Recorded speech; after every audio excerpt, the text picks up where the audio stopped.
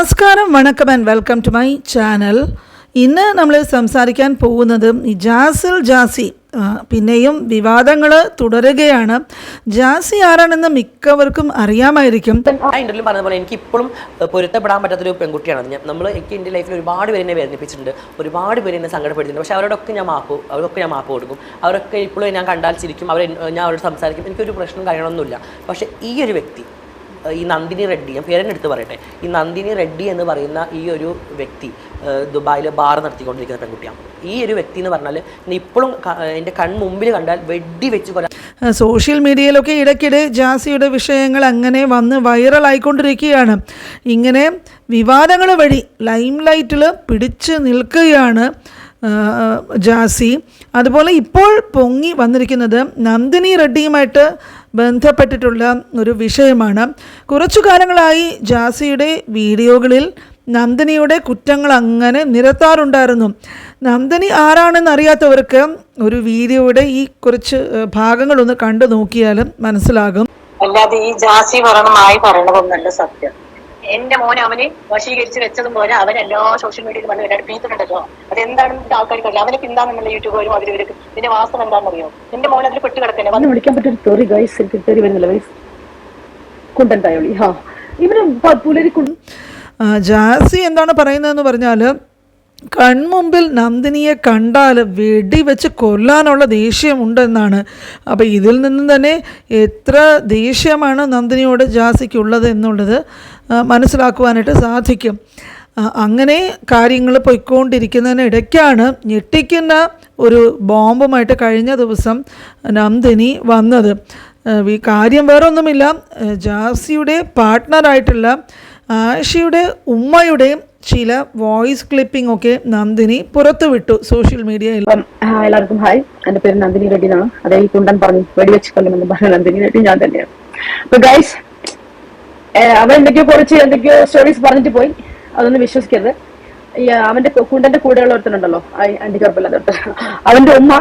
അപ്പൊ ആ ഉമ്മ കരഞ്ഞോണ്ട് എനിക്ക് 2 ദിവസം മുമ്പ് അയച്ചു കുറച്ച് വോയിസ് മെസ്സേജ്. 2 ദിവസം മുമ്പത്തെ 2 days ബിഫോർ. ഓക്കെ, അതായത് ഡേറ്റ് എത്രയാണെന്ന് 1 minute, ഇന്ന് 9-ാം തീയതി.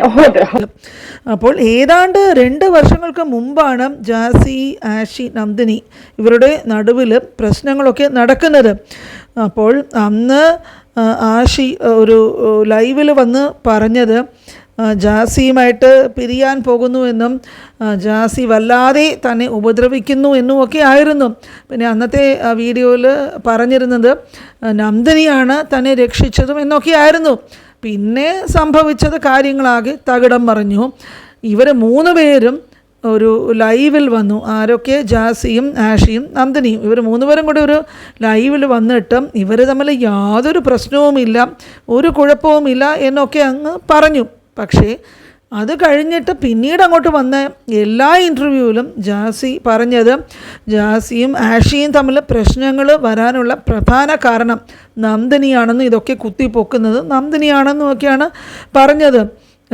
അതുപോലെ ഒരിക്കലും നന്ദിനിയോട് ക്ഷമിക്കുവാനായിട്ട് കഴിയില്ല എന്ന് പറഞ്ഞപ്പോഴേക്കും നന്ദിനി ഇത് കണ്ടിട്ട് നേരെ ആഷിയുടെ ഉമ്മയുടെ ഒരു വോയിസ് ക്ലിപ്പിങ്ങും കൊണ്ട് വന്നു. ഇത് പലരും വിചാരിക്കും പഴയ കാലത്ത് കുറച്ച് വോയിസ് ക്ലിപ്പിംഗ് ഒക്കെ വന്നിരുന്നു. അതൊന്നുമല്ല, ഇതിൽ തന്നെ പറയുന്നുണ്ട് ഒരു 2 ദിവസം മുമ്പൊക്കെയാണ് ഈ ക്ലിപ്പിംഗ് വന്നു എന്നുള്ളത്. അപ്പോൾ അതിൻ്റെ കുറച്ച് ഭാഗങ്ങൾ എന്താണെന്നുള്ളത് കേൾക്കാം. എന്റെ മോനെ പെട്ട് കിടക്കന്നെ നന്ദിനി പറയുന്ന പെൺകുട്ടി ഒരു ഇതുമില്ല. അവളിതിനെ സ്നേഹിക്കണില്ല, വശീകരിക്കണില്ല, ഒന്നുമില്ല. ഇവൻ പറഞ്ഞു നടക്കണ നന്ദിനി എനിക്ക് മരുന്ന് കൊടുത്തിക്കണം അങ്ങനെ എങ്ങനെ. ഈ ജാസി പറയണത് ഒരു സത്യമില്ല. ജാസിന്റെ ഉമ്മ പറഞ്ഞ ജാസിന്റെ ഉമ്മ ഉണ്ടല്ലോ, ജാസിന്റെ ഉമ്മ എന്റെ മോനോട് എന്താ പറഞ്ഞെ, എന്റെ മോനെ എങ്ങനെ പറയുന്നത് അങ്ങനെ നീ ജീവിക്കുന്നു. ഇവ പറഞ്ഞല്ലോ ആഷിക്കിന് ഒരിക്കലും എനിക്ക് വിടാൻ പറ്റില്ല. അതുപോലെ ഒരു പെറ്റ തള്ളയാണ് ഞാൻ. 3 വർഷം എന്റെ കുട്ടി ഇങ്ങോട്ട് വരാണ്ട് വന്നിട്ട് 5 ദിവസം ഇവിടെ നിൽക്കാൻ വെച്ചോളൂ. ഇവ അങ്ങനെ മെസ്സേജ് അയച്ചിട്ട് ഇപ്പൊ വരാണ്ട് പോയിട്ട് ഇപ്പൊ 10 മാസമായി ദുബായിൽ നിന്ന് ഈ നാട്ടിലാണ്. ഇന്ന് വരെ ഞങ്ങളുടെ അടുത്ത് വന്നിട്ടില്ല. കാരണം ഞാൻ എന്തെങ്കിലും പറഞ്ഞ് എന്റെ കുട്ടിക്ക് ഒരു മെസ്സേജ് അയച്ചാൽ അവൻ എന്തെല്ലാം തെറി എന്നെ വിളിച്ച് അയക്കുറന്ന. എന്നിട്ട് നമ്മൾ അത് നോക്കിക്കഴിഞ്ഞാൽ അവൻ ഡിലേറ്റ് ആക്കി കളി. അവന്റെ ഫോണിലിട്ട് എന്നെ തെറി വിളിച്ചത് സ്വന്തം തള്ളൻ അവന്റെ മുമ്പിൽ വെച്ച് വിളിച്ചു. പക്ഷെ ആഷിക്കിന് ഒന്നും ചെയ്യാൻ ആഷിക്കിന് നല്ല അടിക്കും. ആഷിക്കിന്റെ കയ്യിൽ ഒരു മുറിയുണ്ട്, ഇവനാക്കിയതാണ്. ഇവിടെ നിർത്തിട്ടുള്ളൊരു മുറിയുണ്ട്. ആ ഷർട്ട് അവൻ ഫുൾ കൈ ഇടൂല, അരക്കൈ ഇടൂല. ഇതൊക്കെ ജാസി കാട്ടിയാട്ടോ. ഇതൊന്നും ആർക്കും അറിയാം. അവൻ പറയാൻ പിന്നെ ഇതൊക്കെ കേൾക്കുമ്പോഴേക്കും സത്യം എന്താണ് എന്നുള്ളത് പറയേണ്ടത് ആഷി തന്നെയാണ്. മാത്രമല്ല ഒരു ഉമ്മയ്ക്ക് തോന്നുന്ന ഒരു കൺസേൺ സ്വന്തം മക്കളോട് അതെപ്പോഴും അങ്ങനെ തന്നെ ആയിരിക്കും. അത് ആഷിയുടെ ഉമ്മയ്ക്ക് തീർച്ചയായിട്ടും ഉണ്ടാകും. 9-ാം തീയതിയാണ്. അപ്പോൾ സമയം 12:11 ദുബായിൽ. ഓക്കെ, ഈ സോഷ്യൽ മീഡിയയിൽ ജാസി പറഞ്ഞ വ്യക്തിയുണ്ടല്ലോ, അവൻ വന്ന് ഇങ്ങനെ പറയുന്നില്ല ഈ നന്ദിനി പറഞ്ഞ പെൺകുട്ടിനെ, അതിലെന്താ വാസ്തവം നിങ്ങൾക്ക് ആർക്കും അറിയില്ല. അതിലെന്താ വാസ്തവം ഉണ്ടെന്ന് ഈ ആഷിക്ക് പറഞ്ഞ കുട്ടിനെ ഇവനെ അടിച്ചിട്ടും കുത്തിയിട്ടും കയ്യിൽ മുറിയൊക്കെ ആക്കിയിട്ടും അവനെ ഓരോ പ്രശ്നങ്ങളായപ്പോ അവളുടെ അടുത്ത് പോയിട്ട് നന്ദിനി എന്നൊന്ന് കയറ്റി വിടണം. അപ്പൊ അവൻ പണിയൊന്നും ഇല്ലാതിരിക്കുന്നു, എന്നൊന്ന് രക്ഷപ്പെടുത്തണം എന്നിട്ട് അവൻ അവിടെ പോയതാണ്. അവിടെ പോയിട്ട് ആഷിക്കിന്റെ ഉമ്മയെ കുറിച്ച് അവിടെ പോയിട്ട് അവൻ എന്നെ വിളിച്ചിട്ടുണ്ടായിരുന്നു, ഞാൻ ഇങ്ങനെയൊക്കെയാണ് അവസ്ഥ, ഞാൻ നാട്ടിലേക്ക് വരികയാണ്, കാശിനെ ഇങ്ങനെയൊക്കെ കാട്ടിയിരുന്നു എന്നിട്ട് പറഞ്ഞു. അപ്പൊ ആ പെൺകുട്ടിനെ വിളിച്ചിട്ട് ചുമ്മാ അങ്ങനെയാണ്, എന്താണ് അവനെങ്ങനെയൊക്കെ നിങ്ങൾ രക്ഷപ്പെടുത്തുന്നത്. അപ്പൊ ഞാനാണ് പറഞ്ഞത് ആ കുട്ടിയോട്, അവളെ അവൻ്റെ അടുത്ത് പൈസ ഒന്നുമില്ല, വിസ ഇല്ല, പാസ്പോർട്ട് അവൻ പിടിച്ചു വെച്ചിട്ടുണ്ട്, നീ എങ്ങനെയെങ്കിലും അവളൊന്ന് രക്ഷപ്പെടുത്തും. പിന്നെ സ്വന്തം ഇഷ്ടത്തിനാണോ ജീവിക്കുന്നത് എന്നൊക്കെ പറയേണ്ടത് ആഷി തന്നെയാണ്. ഉമ്മയാണെങ്കിൽ ആകെപ്പാടെ വേവലാതിപ്പെട്ട ഒരു അവസ്ഥയിലാണ്. വോയിസ് ക്ലിപ്പിങ്ങിൽ ഉമ്മ സംസാരിക്കുന്നത് കേട്ടാൽ തന്നെ മനസ്സിലാകും. ഉമ്മ പറയുന്നത് എന്താണെന്ന് പറഞ്ഞാൽ ജാസി വന്നിട്ട് ആഷിയെ ട്രാപ്പ് ചെയ്ത് വെച്ചിരിക്കുകയാണെന്നും ആഷിക്ക് ജാസിയുടെ സ്നേഹമൊന്നുമില്ല, എങ്ങനെയെങ്കിലും ആഷിയെ ഒന്ന് രക്ഷിക്കണം എന്നൊക്കെയാണ് ഇതിൽ ഉമ്മ പറയുന്നത്. അപ്പോൾ ഇങ്ങനെ ഒരുപാട് സംഭവങ്ങൾ ചുറ്റിലും നടക്കുന്നുണ്ട്. ഇടയ്ക്കിടയ്ക്ക് ഇതുപോലെ ഓരോ പ്രശ്നങ്ങൾ കുത്തിപ്പൊങ്ങി വരും. പിന്നെ കുറച്ച് കാലം കഴിഞ്ഞിട്ട് അതങ്ങും ആളുകൾ മറക്കാൻ തുടങ്ങും.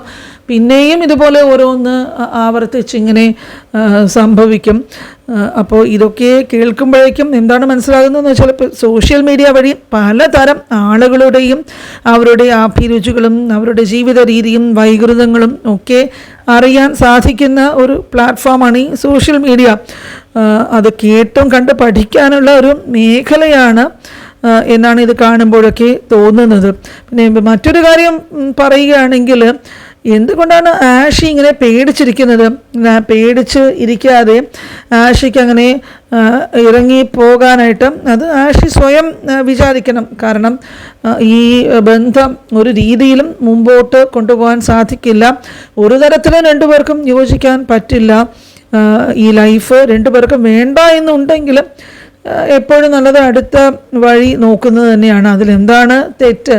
പിന്നെ പലരും പറയും ഇത് അവരുടെ ജീവിതമല്ലേ, അവരുടെ ഇഷ്ടമല്ലേ, അതൊക്കെ സത്യം തന്നെയാണ്.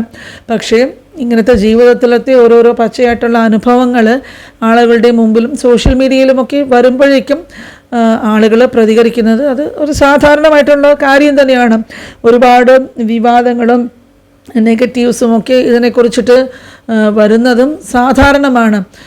അപ്പോൾ ഇത് എന്താണ് ഇവരുടെ ഇടയ്ക്കുള്ള പ്രശ്നം, എന്താണ് സംഭവിക്കാൻ പോകുന്നത്, ഇനി അടുത്ത ഘട്ടം ഇതിലെന്താണ് എന്നുള്ളതൊക്കെ വഴിയെ പോകുമ്പോഴേക്കും കാര്യങ്ങൾ പുറത്തു വരും. അപ്പോൾ എന്തായാലും ഈ ഒരു വിഷയത്തിനെ കുറിച്ചിട്ട് ഇപ്പോൾ ഇങ്ങനെ ചൂടുള്ള വിവാദങ്ങളും കാര്യങ്ങളുമൊക്കെ ചർച്ചകളുമൊക്കെ സോഷ്യൽ മീഡിയയിൽ നിറഞ്ഞു നിൽക്കുകയാണ്. ഒരുപാട് പേര് ഇത് കണ്ടു കാണും. പിന്നെ പലർക്കും ഇവരാരാണെന്ന് അറിയാനും സാധ്യതയില്ല. അപ്പോൾ ഇതുപോലെ ഉള്ള ടോപ്പിക്സ് ഇനിയും അടുത്ത വീഡിയോയിൽ നമ്മൾക്ക് സംസാരിക്കാം അതിനെക്കുറിച്ചിട്ട്.